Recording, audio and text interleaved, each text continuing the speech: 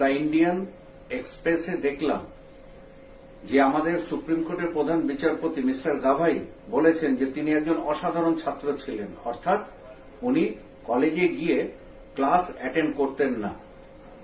কিন্তু সেই অ্যাটেন্ডেন্স উনি মেনটেন করতেন কিভাবে না, ওনার একজন বন্ধু ওনার হয়ে প্রক্সি দিয়ে দিতেন, যিনি কিনা আবার পরে বম্বে হাইকোর্টের জজ হয়েছিলেন। তো কলেজে পড়তে পড়তেই উনি আইনকে বুড়াঙ্গুল দেখাবার কলা ভালোই রপ্ত করেছিলেন, আর পরবর্তীতে তো উনি লয়ারও হয়েছিলেন এবং যথেষ্ট নামী ছিলেন। কিন্তু একটা কথা যেটা চলে যে লয়ার্স আর লায়ার, এই কথাটাকে উনি